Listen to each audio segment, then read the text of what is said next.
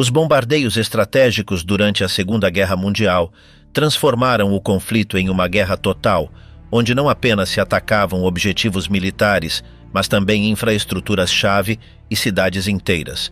Desde o início da guerra, a Luftwaffe alemã empregou essa tática para apoiar suas ofensivas, como ocorreu na invasão da Polônia em 1939 e no Blitz sobre o Reino Unido em 1940 e 1941. No entanto, à medida que o conflito avançava, os aliados responderam com uma campanha aérea de uma escala sem precedentes sobre a Alemanha. A partir de 1943, os bombardeios aliados foram cada vez mais intensos, mirando não apenas fábricas e ferrovias, mas também a população civil como parte de uma estratégia para enfraquecer a moral do inimigo. A Operação Gomorra em Hamburgo deixou a cidade em ruínas, enquanto o ataque sobre Dresden em 1945 se tornou um dos episódios mais devastadores do conflito. Berlim, Nuremberg e Munique também foram alvo de ofensivas que alteraram o curso da guerra. Como esses bombardeios foram realizados e o que deixaram em seu caminho?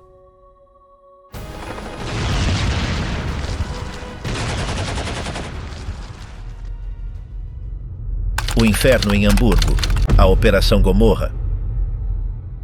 O assalto começou na noite do dia 24 para o dia 25 de julho de 1943, quando 791 aviões britânicos lançaram um ataque sobre Hamburgo.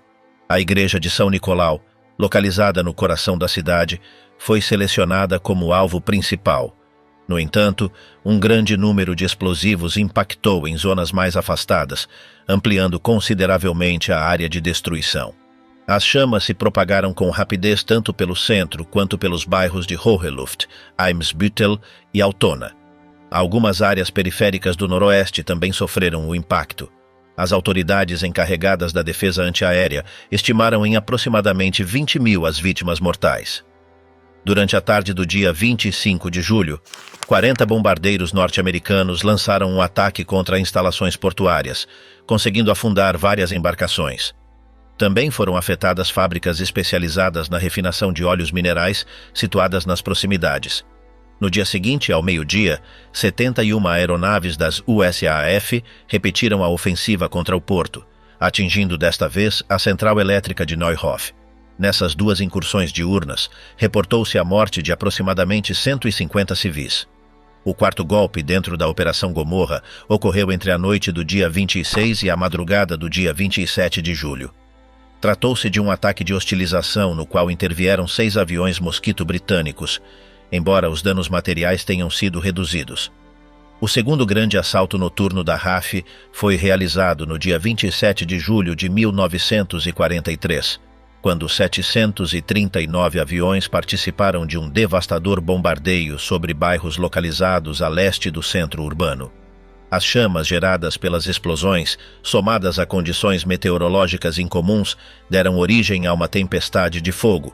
Os ventos em nível do solo, com força de furacão, contribuíram para alimentar o incêndio.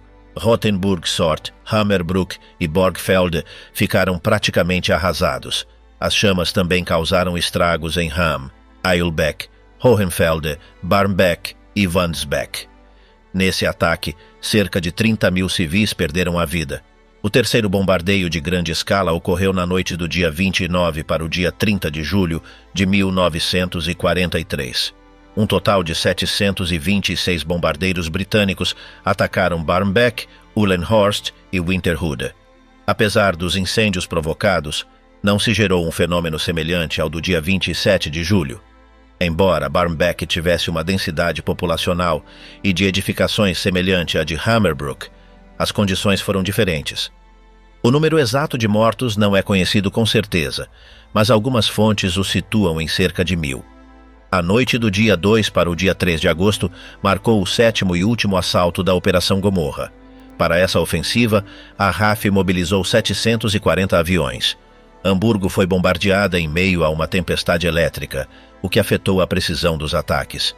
Como resultado, os danos foram dispersos e menos direcionados. Geraram-se múltiplos incêndios, incluindo o que consumiu a ópera da cidade, mas nenhum se propagou com a mesma intensidade que nos bombardeios anteriores. Os bombardeios combinaram o uso de explosivos e artefatos incendiários. As primeiras detonações destruíam telhados e coberturas de edifícios, facilitando que o fósforo dos segundos penetrasse diretamente no interior das residências e das escadas. Essas estruturas, majoritariamente de madeira, propagavam rapidamente as chamas até os andares inferiores, o que fazia com que as construções ardessem por completo, sendo consumidas até os alicerces. Cada ofensiva aérea se focalizava em uma zona específica da cidade. Como referência visual, os pilotos britânicos utilizavam a torre da St. Nikolai Kirche, cuja altura alcançava 147,3 metros. Atualmente, os restos dessa igreja permanecem de pé como um monumento em memória da devastação causada pela Operação Gomorra. Os abrigos subterrâneos projetados para proteger a população civil ofereciam uma segurança cada vez mais limitada na etapa final do conflito. À medida que a guerra avançava, os explosivos empregados aumentavam em tamanho e potência, o que dificultava que as estruturas de proteção suportassem os impactos.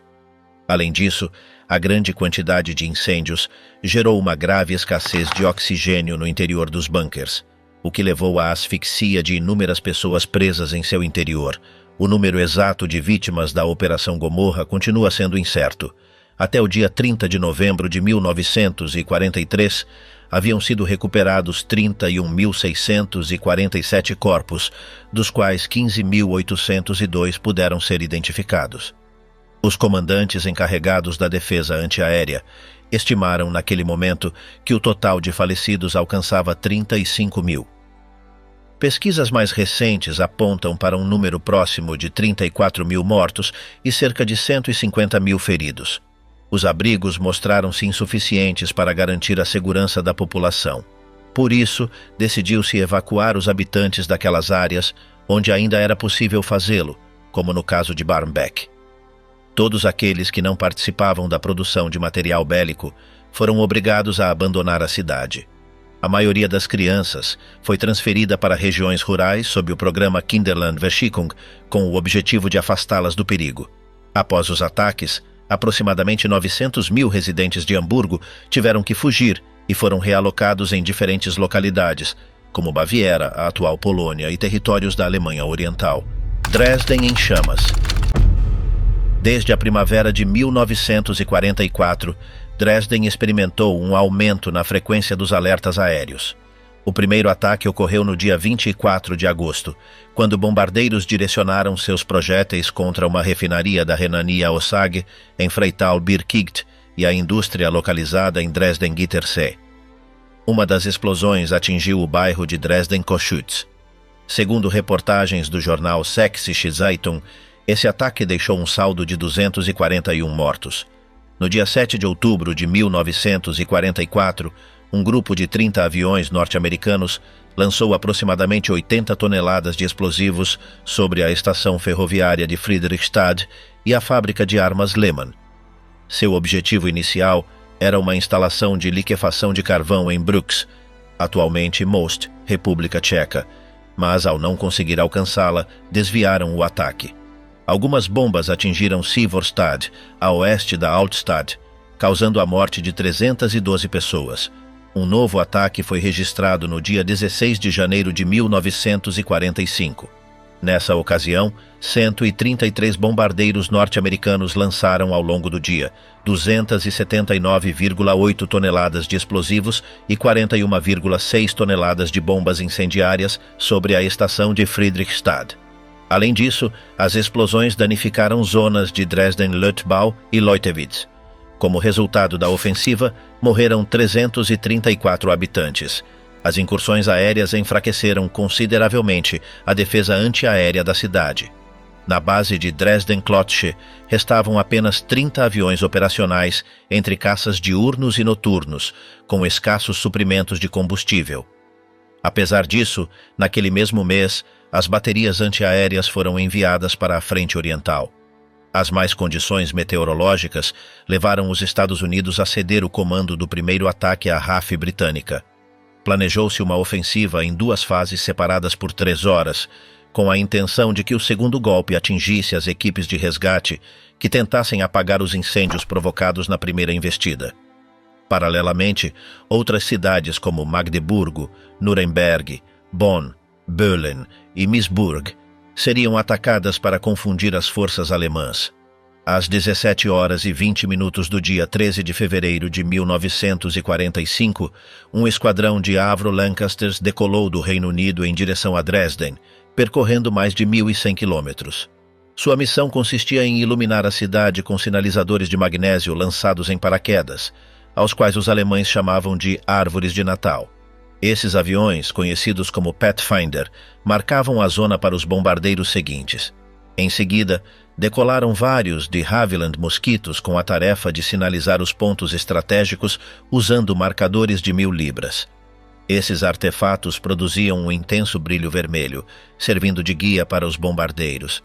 A zona de impacto foi fixada no estádio Heinz-Steyr Stadion, ao noroeste do centro. Finalmente partiu o grosso da ofensiva, denominado Plate Rack, composto por 254 Lancasters, que transportavam 500 toneladas de explosivos e 375 toneladas de material incendiário.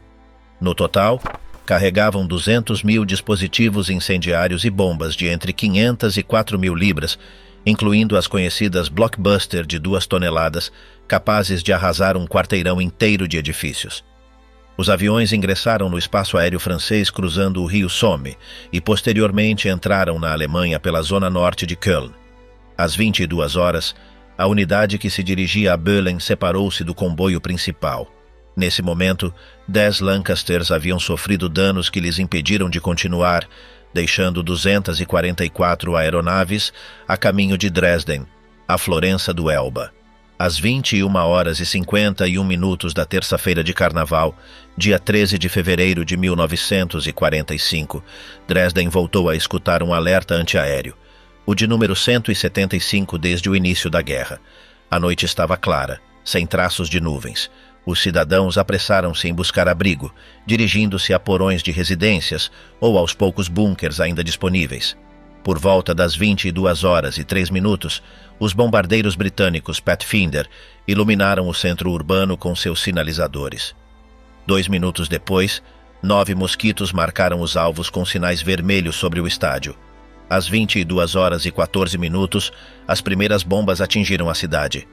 Em apenas 8 minutos, os Lancaster descarregaram seu armamento ao sudoeste do ponto sinalizado, cobrindo uma área em leque de 45 graus, desde a curva do Elba até a zona industrial de Ostragerhege e a estação central de trens, localizada a 2,5 km ao sul. As poderosas Blockbusters derrubaram telhados e quebraram portas e janelas, o que permitiu que os incêndios provocados pelas bombas incendiárias se propagassem com rapidez. Em menos de 20 minutos, 3/4 do centro histórico ardiam. O ataque noturno não tinha como foco destruir pontos concretos, mas sim aniquilar por completo o centro urbano com um bombardeio em tapete. A 1h05, as sirenes voltaram a soar. Sem fornecimento elétrico, usaram-se alarmes manuais. A 1h23, uma segunda onda de 529 bombardeiros britânicos dos esquadrões 1, 3, 6 e 8 reiniciou a ofensiva. A partir de quase 100 quilômetros, avistavam-se as chamas, e do ar o clarão podia ser distinguido até a 800 quilômetros de distância. A fumaça alcançava 4.600 metros de altura. Entre 1h23 e 1h54, os atacantes deixaram cair 650.000 bombas incendiárias, cerca de 1.500 toneladas, que destruíram áreas desde Löbtau até Blasewitz e desde Neustadt até Schernitz. O gigantesco incêndio originado na primeira ofensiva serviu de referência para a segunda, cujas bombas atingiram os campos próximos ao Elba e ao Grossergarten, onde haviam se refugiado numerosos habitantes. Em meio ao ataque, hospitais como a Clínica de Pfottenhauer e o Diakonischen-Krankenhaus também foram danificados. O segundo bombardeio impediu qualquer esforço para extinguir o fogo. Em questão de minutos, as chamas fundiram-se em uma tempestade de fogo de proporções devastadoras, destruindo ruas e edifícios inteiros. O calor extremo derreteu vidro e metal. O vento gerado pela voraz combustão arrastou consigo tudo o que encontrou, incluindo pessoas e objetos que foram consumidos pelo fogo, afetados pelo choque térmico ou pela falta de oxigênio. Após o primeiro bombardeio em 1944, a Organização de Defesa Aérea havia conectado porões e abrigos, permitindo que alguns conseguissem fugir para zonas menos afetadas. Testemunhas relataram como alguns atravessaram esse labirinto subterrâneo e conseguiram chegar à margem do Elba. No entanto, muitos outros morreram asfixiados ao ficarem presos em espaços invadidos pelos gases tóxicos do incêndio. Após os ataques noturnos, um bombardeio diurno ocorreu entre 12 horas e 17 minutos e 12 horas e 31 minutos do dia 14 de fevereiro de 1945. A ofensiva foi executada por 316 B-17 Flying Fortresses, pertencentes à 1ª Divisão do 8º Comando de Bombardeiros da Força Aérea dos Estados Unidos, acompanhados por centenas de caças de escolta. Sob condições meteorológicas adversas, utilizou-se o radar H-2X para localizar os alvos. A cidade recebeu aproximadamente 474,5 toneladas de bombas explosivas e 296,5 toneladas de incendiárias, totalizando 771 toneladas de munições. Algumas aeronaves não identificaram corretamente os pontos de ataque e descarregaram suas cargas sobre Brooks, Pilsen e Praga, onde foram lançadas 153 toneladas de explosivos. O objetivo principal era destruir indústrias armamentistas, a estação de Friedrichstadt e seus ateliês de reparo. No entanto, o radar ainda imperfeito dispersou as bombas fora dos alvos, afetando áreas próximas.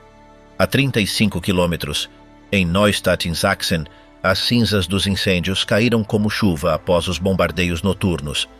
No dia 15 de fevereiro, às 10 horas e 15 minutos, a Frauenkirche, devastada pelo fogo, desmoronou. Mais tarde, entre 11 horas e 51 minutos e 12 horas e 10 minutos, 211 B-17 voltaram a atacar com 460 toneladas de explosivos, distribuídas por zonas desde Meissen até Pirna. Apesar dos esforços, a estação de Friedrichstadt não foi destruída. No dia 2 de março, 455 B-17 da Força Aérea dos Estados Unidos dirigiram-se à planta de liquefação Hydrierwerk Schwarzheide, mas desviaram seu curso para bombardear Dresden, com o objetivo de inutilizar as vias ferroviárias. A partir das 10 horas e 27 minutos, lançaram 940,3 toneladas de explosivos e 140,5 toneladas de incendiárias sobre as estações de Friedrichstadt, Neustadt e edifícios ao redor. Werner von Gilsa assumiu o comando da defesa local após o ataque de fevereiro, sucedendo a Friedrich Wilhelm Liegmann. Seu quartel-general foi estabelecido no Palácio de Taschenberg, sendo posteriormente transferido para o acampamento de Albertstadt. Ordenou a utilização dos armazéns de víveres e recursos médicos da Luftwaffe em Nickern para auxiliar os afetados. Além disso, coordenou a chegada de refugiados e reorganizou soldados com permissões ou ferimentos leves para formar novas unidades. No dia 10 de abril, o Gauleiter Mutschmann ordenou a construção de salas provisórias para estudantes e abrigos no terraço de Brühl.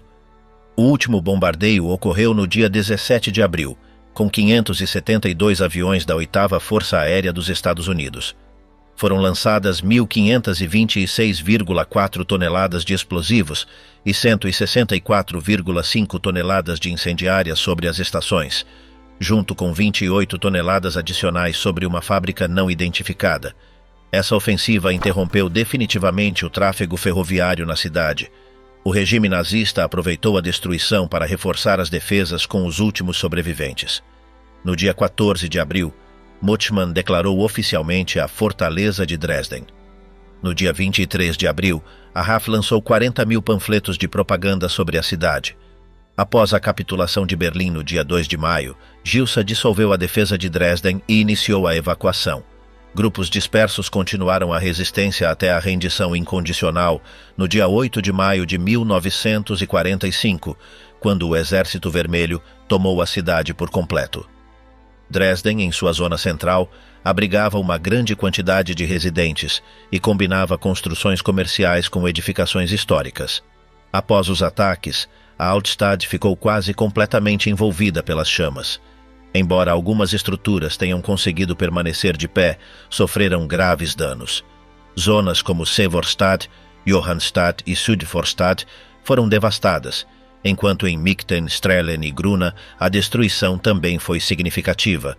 Nos distritos de Reich, Friedrichstadt, Plauen, Schernitz e Neustadt, o impacto foi severo, e em Prohlis, as chamas se propagaram com rapidez.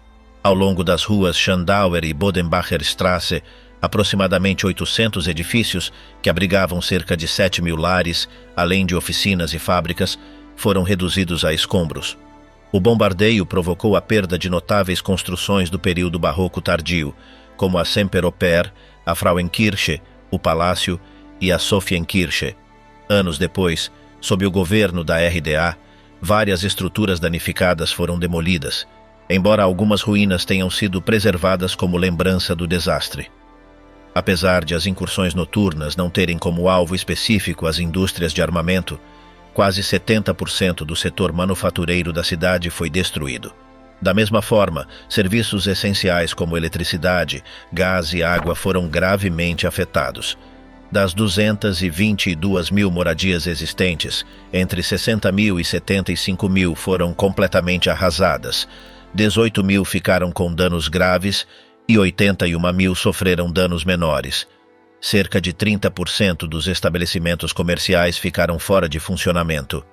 O sistema de transporte ficou inoperante. Cerca de 75% das catenárias foram destruídas e as ruas ficaram bloqueadas por crateras e montes de escombros. Todas as pontes sobre o rio Elba sofreram danos consideráveis. Embora a atividade ferroviária tenha começado a ser restabelecida parcialmente em um prazo de 2 semanas, o transporte de tropas pôde ser retomado em poucos dias. Muitas fábricas deixaram de operar devido à destruição de suas instalações, à falta de pessoal ou à impossibilidade de receber insumos. Para março de 1945, apenas 6 fábricas mantinham atividade. O matadouro de Ostragerrege reiniciou operações no dia 19 de fevereiro, enquanto a padaria na Rosenstrasse retomou as funções em março. Para essa mesma data, cerca de 4.000 pessoas ainda residiam no centro da cidade. Estabeleceram-se pontos de distribuição de alimentos, embora logo os suprimentos tenham começado a escassear. Até abril, a assistência pública não assumiu a responsabilidade pelos desabrigados. A cidade, sem servidores suficientes nem repartições em condições operacionais, mostrou-se incapaz de gerenciar eficazmente a crise. Desde o fim do conflito, o número de mortos nos bombardeios de Dresden tem sido objeto de análise por parte de historiadores. A dificuldade em estabelecer cifras precisas reside no fato de que, embora em 1939 a população fosse de 642.000 habitantes, no momento do ataque aéreo, a cidade abrigava cerca de 200.000 refugiados e milhares de soldados feridos. Bombardeios sobre Berlim. A ofensiva inconclusa. A campanha aérea contra Berlim, também conhecida como a ofensiva de bombardeio sobre a capital alemã ou a Batalha Aérea de Berlim, consistiu em uma série de ataques realizados pela Real Força Aérea Britânica, RAF, e pelas Forças Aéreas do Exército dos Estados Unidos, USAF. Esse cerco, desenvolvido entre novembro de 1943 e março de 1944, tinha como propósito forçar a rendição da Alemanha e pôr fim à Segunda Guerra Mundial sem a necessidade de lançar uma invasão terrestre. No entanto, a estratégia fracassou. Arthur Harris, 1892-1984, chefe do Comando de Bombardeiros da RAF, contou com apoio nos mais altos níveis para executar ataques noturnos de saturação sobre fábricas e centros industriais em território alemão. Antes da ofensiva sobre Berlim, tanto a RAF quanto a USAF haviam realizado operações conjuntas contra alvos estratégicos, como a Bacia Industrial do Ruhr, Batalha do Ruhr, março-julho de 1943, e Hamburgo, que sofreu enormes danos durante a Operação Gomorra, julho-agosto do mesmo ano. Nessas incursões, a RAF costumava operar à noite, enquanto a USAF realizava ataques durante o dia. Em meados de 1943, os líderes dos aliados começaram a se concentrar no planejamento da invasão do continente europeu. Em junho, emitiram a Diretriz Point Blank, cujo objetivo principal era enfraquecer a produção alemã de aeronaves de combate que poderiam representar uma ameaça na futura ofensiva terrestre prevista para o verão seguinte na Normandia, Operação Overlord. Para garantir o sucesso dessa invasão, era crucial obter domínio dos céus.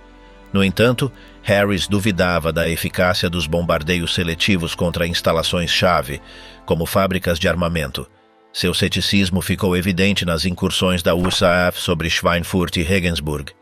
Em agosto de 1943, a primeira tentativa da USAF em Schweinfurt não conseguiu destruir as fábricas de rolamentos estratégicos e sofreu grandes perdas de aeronaves.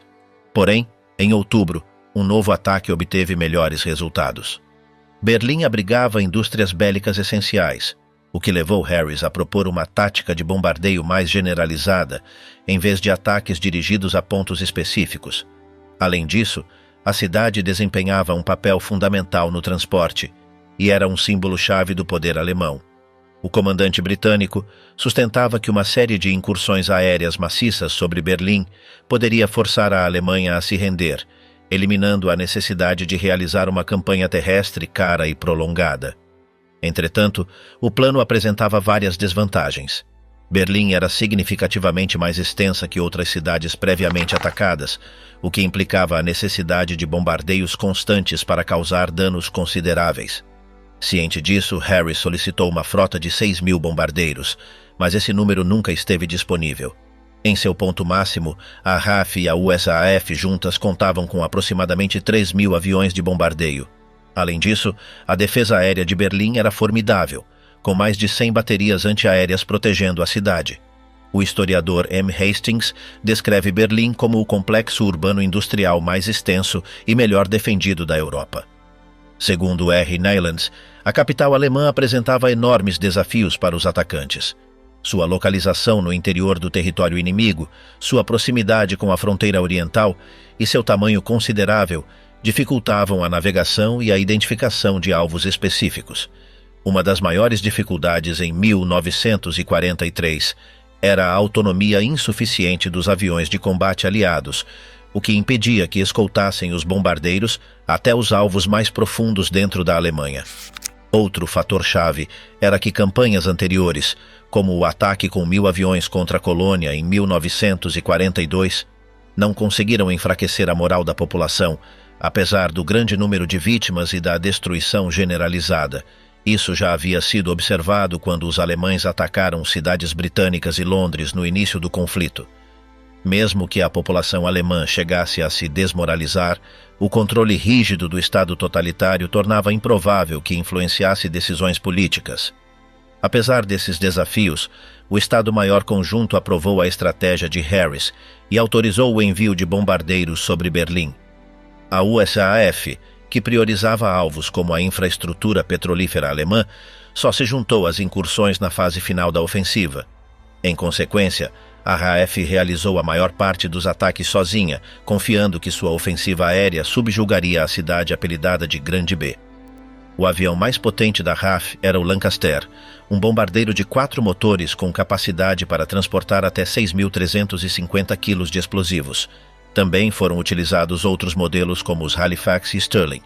Para desorientar os caças inimigos, foram implantados bombardeiros de Havilland Mosquito, que carregavam até 1.814 quilos de bombas e realizavam incursões de distração. Por sua vez, a USAF empregou o B-17 Flying Fortress, com capacidade de carga de 2.722 quilos, e o B-24 Liberator. Os primeiros ataques sobre Berlim ocorreram entre o fim de agosto e o início de setembro de 1943. No total, 1.647 bombardeiros participaram das incursões, mas 126 foram abatidos por caças inimigos, como o Messerschmitt Bf-109 ou pela artilharia antiaérea. A rota até a capital alemã também representava um desafio, e os imprevistos aumentaram as perdas. Com uma taxa de baixas de 7,7%, considerou-se inviável manter a ofensiva, razão pela qual as operações foram suspensas até que as noites se tornassem mais longas, já que a escuridão oferecia maior proteção aos lentos bombardeiros. No dia 18 de novembro, os ataques foram retomados. Nesta ocasião, organizou-se uma manobra de distração em outros pontos, permitindo que, dos 444 bombardeiros enviados, apenas 9 fossem abatidos. Até novembro, foram realizadas outras 3 ofensivas adicionais. Em dezembro, a campanha continuou com mais 4 incursões, enquanto Harris insistia em seu plano de submeter Berlim. Ao longo dessas operações, a taxa de baixas das aeronaves rondou os 5%, mas a constante nebulosidade dificultava a precisão dos bombardeios. Com frequência, os aviões de reconhecimento não conseguiam confirmar o alcance exato da destruição causada. As condições climáticas podiam se tornar um obstáculo mesmo antes de chegar ao alvo. Na madrugada do dia 17 de dezembro, 25 bombardeiros Lancaster caíram após a decolagem devido à densa neblina. O acúmulo de aeronaves em um mesmo espaço também representava perigos, como lembra John Cochrane, artilheiro de um bombardeiro. Um dos momentos mais impactantes que vivi ocorreu na primeira missão do meu esquadrão sobre Berlim. Depois de lançar as bombas, as formações precisavam se cruzar no ar, o que gerava uma perigosa sobreposição. Naquela ocasião, uma esquadra voando acima da nossa soltou sua carga diretamente sobre nós. Uma de nossas aeronaves foi atingida, e esse instante ficou gravado em minha memória como um episódio aterrador que jamais esquecerei. As incursões continuaram em janeiro de 1944 com 5 novos ataques, mas Harris enfrentava cada vez mais pressão para redirecionar os bombardeiros para instalações específicas relacionadas à produção aeronáutica alemã. O mau tempo seguia sendo um problema, interrompendo as operações por 14 dias, enquanto as baixas aumentavam até 7%. No dia 15 de fevereiro, a ofensiva tornou-se ainda mais custosa. De 891 bombardeiros enviados, 42 não retornaram. No dia 24 de março, as perdas foram ainda maiores. 9% da frota, equivalente a 72 aeronaves, foi abatida. Esse nível de baixas tornava-se insustentável. A RAF operava com aproximadamente 900 bombardeiros ativos, e se as perdas superassem 6%, a probabilidade de uma tripulação completar suas 30 missões sem ser abatida tornava-se praticamente nula. Além disso, substituir tanto as aeronaves quanto o pessoal qualificado tornava-se algo complicado. A Alemanha, apesar dos danos sofridos, não dava sinais de rendição. Em março, a 8ª Força Aérea Norte-Americana, com base na Grã-Bretanha, intensificou os bombardeios sobre Berlim, aumentando o sofrimento de seus habitantes. No entanto, a estratégia aliada não produzia os resultados esperados. A RAF perdeu 492 aeronaves em um total de 16 grandes incursões sobre a capital alemã. Somente no dia 6 de março, uma missão diurna da USAAF resultou em 69 bombardeiros abatidos pelas defesas antiaéreas, cada vez mais eficazes. Outras cidades também foram alvo de ataques, como Nuremberg em março de 1944, onde a RAF sofreu a perda de cerca de 100 aviões. Se toda a ofensiva tivesse sido concentrada em Berlim, a Luftwaffe poderia ter reforçado exclusivamente a defesa da cidade. Com a chegada da primavera de 1944, a prioridade dos aliados mudou. Os preparativos para o dia D absorveram os recursos do comando de bombardeiros. Embora Berlim tenha ficado severamente danificada, não caiu. Do ponto de vista estratégico, a ofensiva aérea sobre a capital alemã representou um fracasso para os aliados. Embora a ofensiva aérea sobre Berlim não tenha obtido a rendição alemã, as consequências foram devastadoras. Os bombardeios combinavam explosivos com dispositivos incendiários. Os primeiros perfuravam telhados e pisos das construções, abrindo caminho para que os segundos se deslizassem entre os escombros e provocassem incêndios massivos. Cálculos prudentes sugerem que pelo menos 400 mil habitantes perderam suas moradias devido aos ataques. Somente em novembro, cerca de 4 mil pessoas faleceram. No entanto, à medida que a campanha avançava, O número de vítimas diminuía proporcionalmente, já que milhares de deslocados decidiram abandonar a cidade para escapar da destruição. A Sexta-feira Negra, o desastre de Nuremberg. Durante a noite que transcorreu entre os dias 30 e 31 de março de 1944, o Comando de Bombardeio Britânico realizou aquela que seria sua missão mais arriscada contra Nuremberg. Esse ataque acabou se tornando o maior revés sofrido pela aviação britânica em todo o conflito e, ao mesmo tempo, uma das jornadas mais bem-sucedidas para a defesa aérea noturna alemã. Até aquele momento, Nuremberg, cidade-chave nas concentrações do Partido Nazista, havia sido alvo de 5 incursões anteriores da Real Força Aérea, sem que os resultados fossem realmente efetivos. Sua localização distante em relação à Grã-Bretanha e as frequentes condições climáticas adversas haviam impedido ataques contundentes. No entanto, para os britânicos, tratava-se de um ponto estratégico de grande interesse, não apenas por seu valor ideológico, mas porque em sua zona sul operavam as fábricas da empresa MAN, produtoras de motores a diesel para submarinos e componentes essenciais para os tanques Panzer. Além disso, em seus arredores funcionavam cerca de 120 companhias de armamento. Dado que a ofensiva na Europa estava cada vez mais próxima, o alto comando britânico decidiu que era o momento de lançar um assalto de grande magnitude para enfraquecer o fornecimento bélico alemão. Apesar dos contínuos ataques dos aliados, a máquina militar germânica mantinha um alto ritmo de produção. Sob a direção de Arthur Harris, que liderava o comando de bombardeio desde fevereiro de 1942, decidiu-se empregar todos os recursos disponíveis em um bombardeio maciço. Embora a operação mirasse especificamente as fábricas, não se descartava atingir o restante da cidade, já que sua destruição também contribuiria para reduzir a capacidade de guerra alemã. O planejamento foi mantido em absoluto sigilo e medidas extremas foram tomadas para evitar vazamentos. Durante as reuniões prévias, inclusive, restringiu-se o uso de telefones públicos para impedir qualquer fuga de informação. O itinerário desenhado para a ofensiva estabelecia que a frota aérea avançaria primeiro em direção ao sul da Bélgica, depois giraria rumo ao leste até alcançar a zona sul de Cassel, de onde seguiria para o objetivo principal. A retirada se daria por Stuttgart e o norte da França.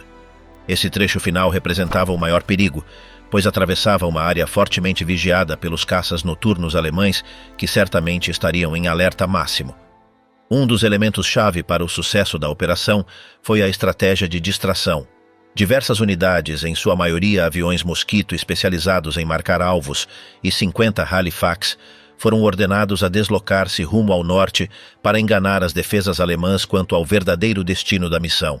No total, o comando de bombardeio reuniu 58 esquadrões de bombardeiros e 9 aviões Mosquito, somando uma impressionante força de 795 aeronaves. Destas, 572 eram Lancaster e 214 Halifax. Nunca antes nem depois, durante a guerra, foi mobilizado um contingente aéreo de tal magnitude contra Nuremberg. A decolagem começou às 20 horas do dia 30 de março de 1944. O plano estabelecia que entre 1 hora e 5 minutos e 1 hora e 22 minutos o alvo seria marcado, para então executar o ataque durante os 12 minutos seguintes. A fim de reduzir a detecção por radar, a altitude de voo foi cuidadosamente calculada.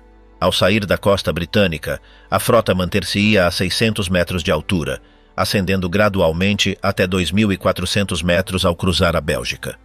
A partir daí, a subida continuaria até alcançar entre 6.000 e 6.500 metros no momento do bombardeio. A velocidade programada para o ataque era de 250 km por hora, aumentando para 300 km por hora durante o retorno. Além disso, as previsões indicavam que o clima seria favorável na zona-alvo, o que reforçou a confiança no sucesso da missão. Naquela noite, planejou-se que cerca de 3.000 toneladas de bombas impactassem no alvo designado. Desse total, 1.176 toneladas eram incendiárias, enquanto 900 consistiam em explosivos de alto poder destrutivo. Mas os problemas começaram de imediato. Os aviões Mosquito, encarregados da avaliação inicial, não detectaram que na Bélgica as condições meteorológicas eram desfavoráveis. A formação deveria voar sob céu limpo e lua cheia, sem a esperada cobertura de nuvens.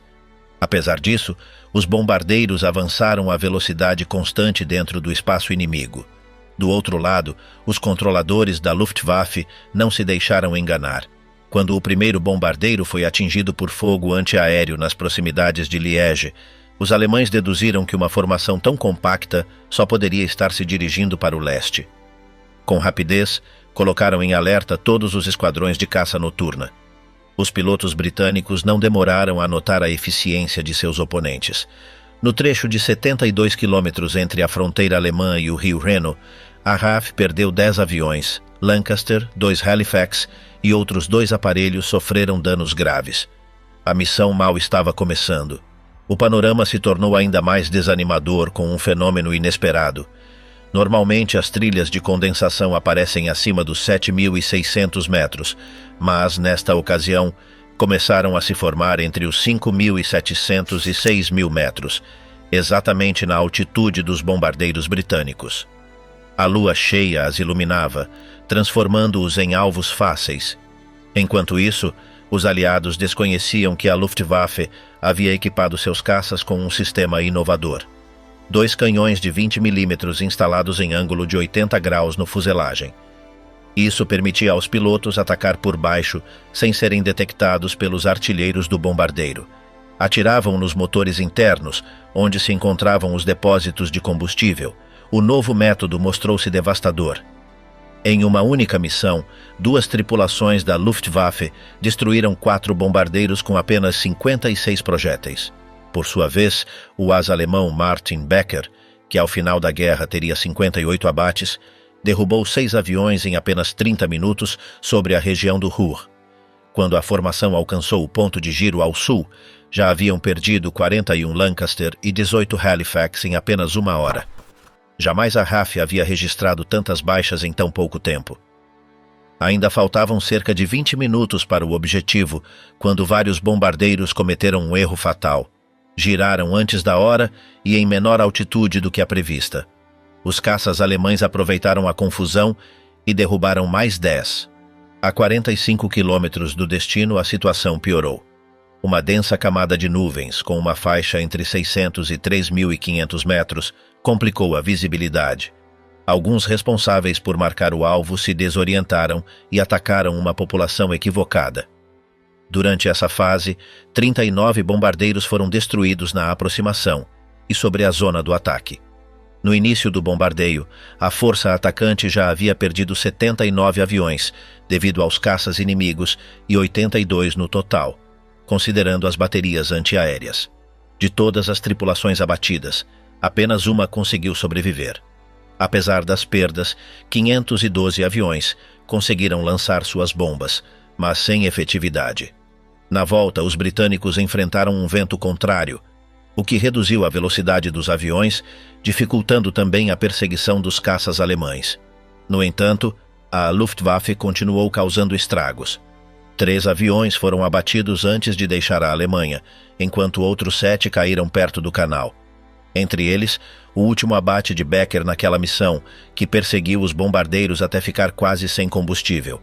Ao chegar às costas britânicas, 2 aparelhos a mais foram atingidos por fogo antiaéreo. Ao finalizar a operação, o balanço foi catastrófico para a RAF. 109 aviões perdidos, dos quais 96 foram destruídos em combate e 10 se chocaram sem possibilidade de reparo. O custo humano foi devastador. 545 tripulantes faleceram e 160 foram tomados prisioneiros. Um dado impactante daquela missão foi que, em uma única jornada, a Real Força Aérea perdeu mais tripulantes do que durante toda a Batalha da Inglaterra.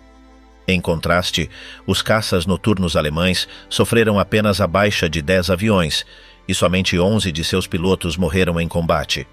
O impacto real sobre Nuremberg foi mínimo em termos estratégicos. Houve 133 falecidos, dos quais 72 se encontravam dentro da cidade. A destruição alcançou 198 residências e 96 instalações industriais sofreram danos de diversa magnitude. Mas em apenas 2 semanas, a produção industrial operava com normalidade. Para os caças noturnos da Luftwaffe, Aquela operação foi a mais bem-sucedida de toda a guerra. Praticamente todos os pilotos conseguiram derrubar ao menos um inimigo. Martin Drews, que encerraria a guerra com 52 vitórias, somou 3 naquela missão. Rudolf Frank, abatido em combate menos de um mês depois, alcançou um total de 45 vitórias, das quais 3 ocorreram naquela noite. Outro as, James H. Spaeth, que cairia em abril de 1945 com 34 derrubadas em seu histórico, abateu 3 bombardeiros naquela incursão. Por sua vez, um piloto que finalizaria o conflito com 25 aviões inimigos destruídos, conseguiu 4 em apenas 26 minutos, incluindo 2 em plena zona de Nuremberg. No entanto, o maior sucesso da jornada foi de Martin Becker, que a bordo de seu Bf-110 G4 deixou sua marca ao derrubar 27 aviões. O resultado foi devastador para o Comando Britânico de Bombardeio. As críticas a Arthur Harris e sua estratégia foram imediatas. Tal foi o impacto do massacre que a RAF demorou 7 meses para voltar a atacar Nuremberg. Enquanto para os alemães aquela jornada ficou como sua vitória mais importante, na história da RAF é lembrada como a trágica Sexta-feira Negra. Céus de Fogo, o assalto sobre Munique. Após a desastrosa incursão estadunidense do 6º dia de março de 1944, ficou claro que, apesar de seu enfraquecimento, a Luftwaffe continuava sendo uma ameaça considerável. Para conter seu poder, o alto comando aliado idealizou uma ofensiva agressiva, com o objetivo de enfraquecer a produção bélica alemã e restringir a operatividade de seus caças por meio de bombardeios massivos em seus aeródromos. No 15º dia de abril daquele ano, a 8ª Força Aérea realizou um ataque em grande escala. Na missão participaram 616 caças, P-38, P-47 e P-51, cujo alvo principal foram as bases aéreas situadas na zona central e meridional da Alemanha. No total, 8 aeródromos foram bombardeados, entre eles o de Hagenau, uma instalação de categoria A. No entanto, essa operação teve um custo elevado para a aviação de caça dos Estados Unidos. A missão resultou na maior perda desses aparelhos em uma única jornada ao longo de toda a guerra. No total, 33 caças foram abatidos, incluindo 15 P-51. Em troca, conseguiram destruir 25 aviões inimigos em solo, 5 deles bombardeiros pesados e 177. A relação entre perdas e danos infligidos foi claramente desfavorável para os estadunidenses. Em consequência desses resultados, durante 2 dias não foram realizadas operações de grande envergadura. Apenas no 18º dia de abril, uma força composta por mais de 700 bombardeiros, escoltados por 600 caças, realizou um assalto bem-sucedido contra várias fábricas de aviões situadas no sul da Alemanha. Nessa ofensiva, a 8ª Força Aérea perdeu apenas 19 bombardeiros e 5 caças, o que levou os comandos estadunidenses a pensar que a balança começava a pender a seu favor. Nos dias seguintes, os esforços concentraram-se em objetivos situados na França como preparação para o dia D. Entre os planos estratégicos, figurava uma grande operação sobre Munique, onde se sabia que existiam aeródromos-chave e fábricas essenciais para a Luftwaffe. Apesar da intensa pressão aliada, a indústria alemã ainda mantinha uma produção superior a 100 aviões por mês. O ataque foi programado para o 24º dia de abril de 1944. Para executá-lo, a 8ª Força Aérea mobilizou 754 bombardeiros e 867 caças. Ordenou-se às 3 divisões de bombardeio que atingissem aeródromos e instalações industriais em Munique, Freising, Erling, Gablingen e Leipheim, entre outros.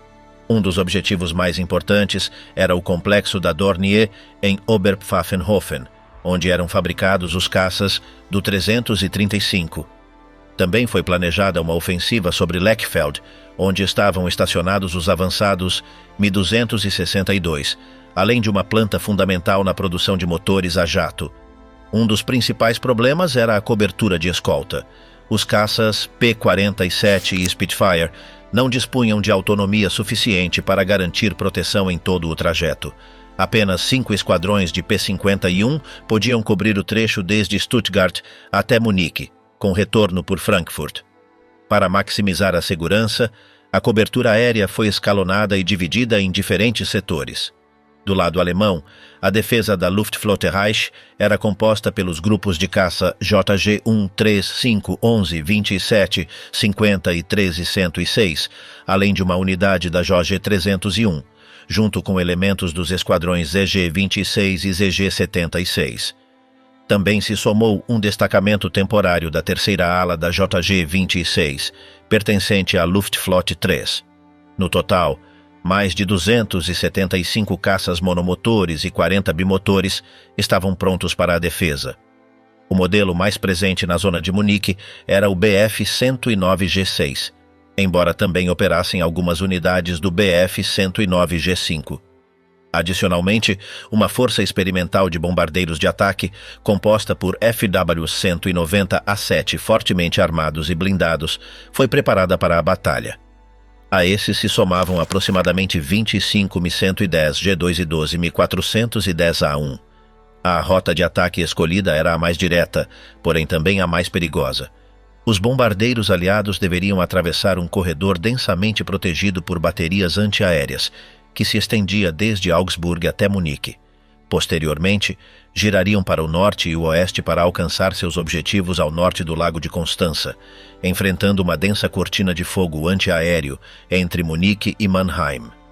Desde o final de 1942, o Distrito Aéreo 7, com base em Munique-Südgarn, foi equipado com 18 avançados radares FUMG 65 Telefunken, integrados às baterias antiaéreas de 128 mm.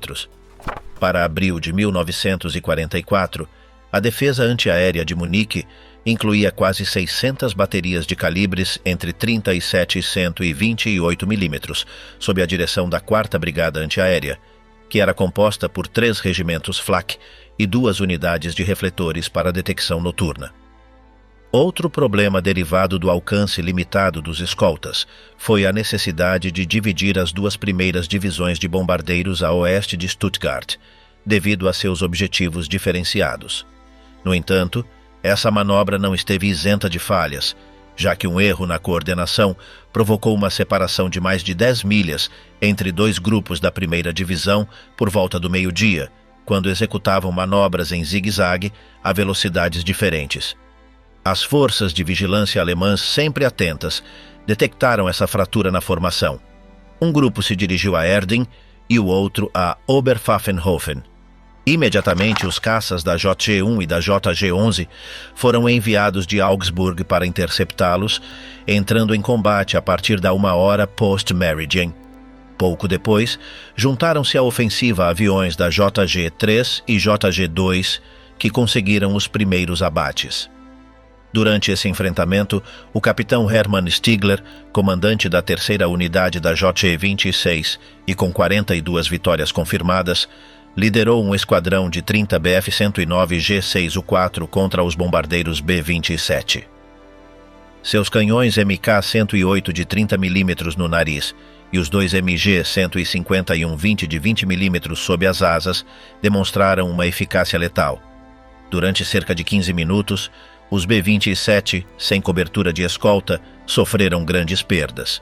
No trajeto até Dachau, 8 bombardeiros foram abatidos, enquanto outros 20 ficaram gravemente danificados e ao menos 4 foram obrigados a desviar para a Suíça para realizar pousos de emergência. Stigler conseguiu abater um dos bombardeiros nessa ofensiva, somando assim a primeira de suas 4 vitórias naquela jornada. Enquanto isso, outra onda de bombardeiros dirigia-se ao sudeste e ao leste de Munique para atacar as indústrias da região. Aproximadamente 50 caças Bf-109 e FW-190 chegaram do nordeste, organizando-se em formações de 4 aeronaves cada uma. Executaram ataques estratégicos, atravessando as formações de B-17 para realizar ofensivas frontais repetidas. Em resposta, 2 esquadrões aliados abriram fogo, transformando o céu em uma batalha caótica com rajadas de projéteis cruzando em todas as direções.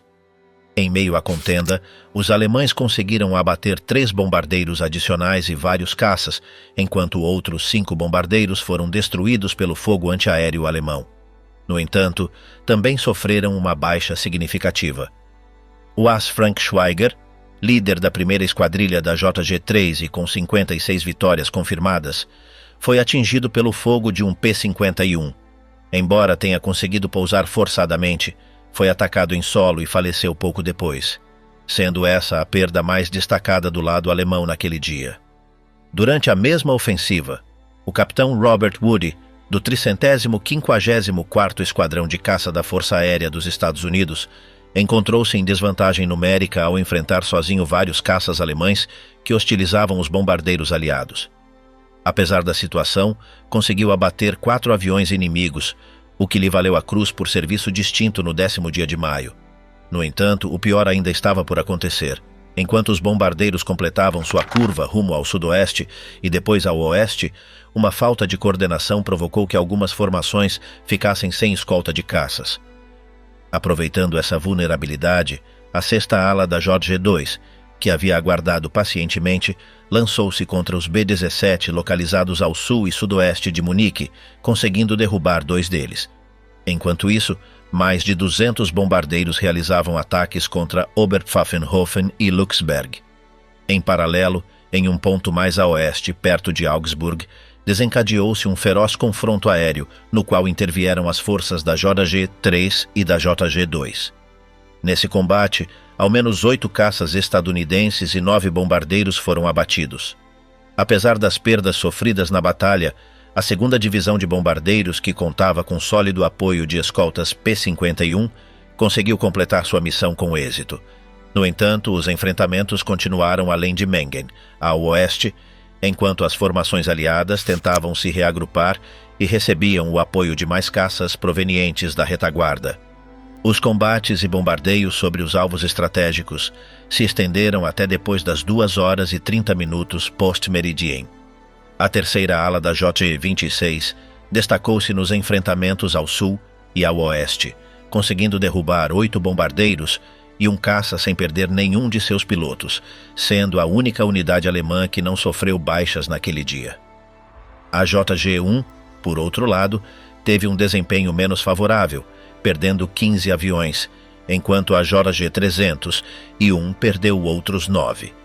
No total, a Luftwaffe sofreu a destruição de 47 caças, embora apenas 21 pilotos tenham perecido em combate. Por sua parte, as baixas estadunidenses foram consideráveis.